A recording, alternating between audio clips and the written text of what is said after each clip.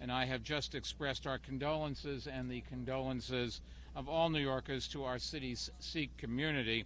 That includes the president of the Sikh Cultural Center, Gurdev Singh Kag, and the newly installed chair of this Sikh Cultural Center, Mohan Singh Khatra. Mohan lost an uncle in the Wisconsin massacre. Yesterday, in the space of a few hours, he both assumed that office and also had suffered this terrible tragedy in his family, and our condolences go out to him. But I think it's fair to say New Yorkers of every faith join the Sikh community in praying for the recovery of those gravely wounded in that terrible attack. In the wake of the shootings yesterday, representatives of our Community Affairs Unit, headed by Nazli Pavesi, reached out to the Sikh community to offer assistance and support, and as you can well imagine, the Sikh community is in shock and in mourning.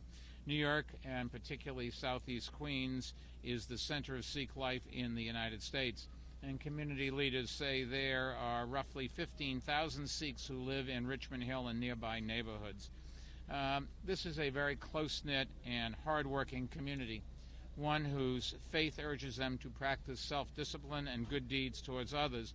In fact, the vice chair of the 102nd Precinct Council is Mr. Harbans Dillon, who is also a past chair of the Cultural Society.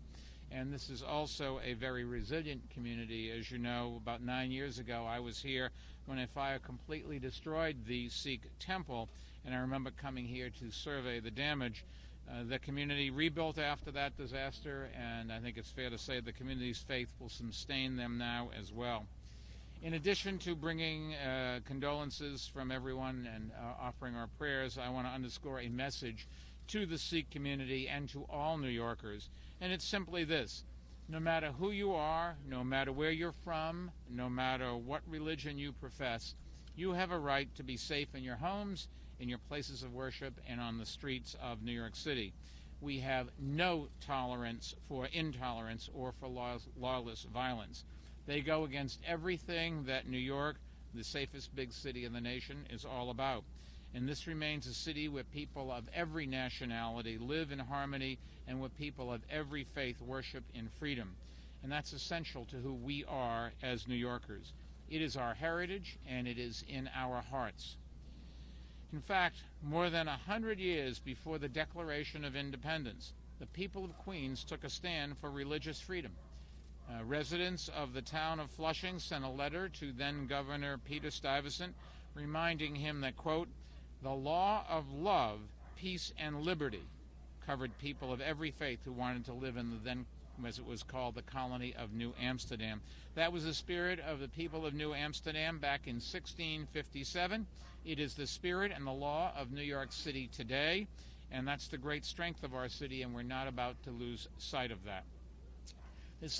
There have, thankfully, been no threats made against the Sikh community here, nor do I expect any. After all, this is New York. But we have to take preparatory and precautionary steps, some visible and some not, and you can rest assured that we will do so to deter any such actions. To say a bit more about that, let me now turn the floor over to Police Commissioner Ray Kelly. Ray? Thank you, Mr. Mayor. I, too, want to express my condolences to the family of Mohan Singh Khatra and to the entire Sikh community for the horrific events that happened yesterday in Wisconsin. As the mayor said, I want to emphasize that we have no information that indicates a threat to Sikh temples here in New York City. When we